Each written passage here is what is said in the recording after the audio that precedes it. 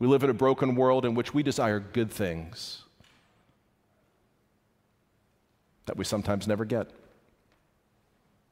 And we don't want bad things that sometimes we do get. That's just the world we live in, and it's okay to be disappointed.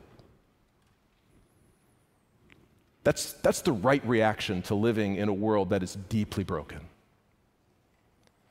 But what Proverbs is telling us is even in the midst of our disappointment with the way that life has gone, the way that God has led, it doesn't mean we have to be devastated. It doesn't have to end us. And the story I think about is the story of Jesus. Jesus knew the plan. Acts 2 tells us that by God's definite plan, Jesus went to the cross.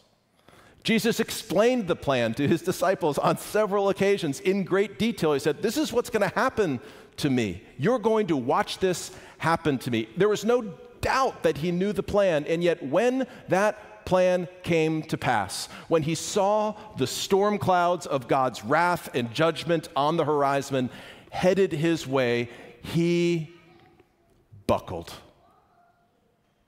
There's no other way to say it. He asked for a different plan.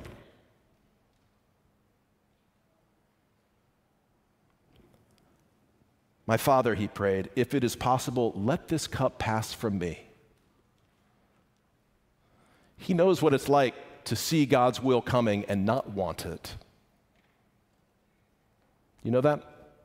He knows what it's like to be deeply grieved, scared, disappointed with God's plan.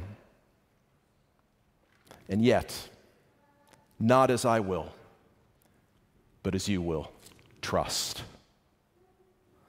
Commitment. I know who you are. I trust you with my life. I trust you with my plans. I trust you with my future because you have shown me who you are.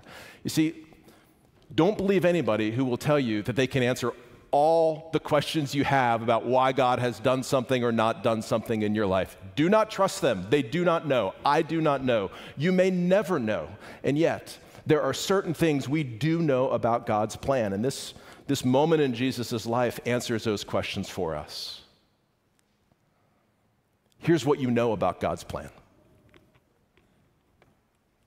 Are you forgiven? Yes. Are you loved? Yes. Are you delighted in? Yes. Will God work all things for good? Yes. Will he one day set all things right and make all things new? Yes.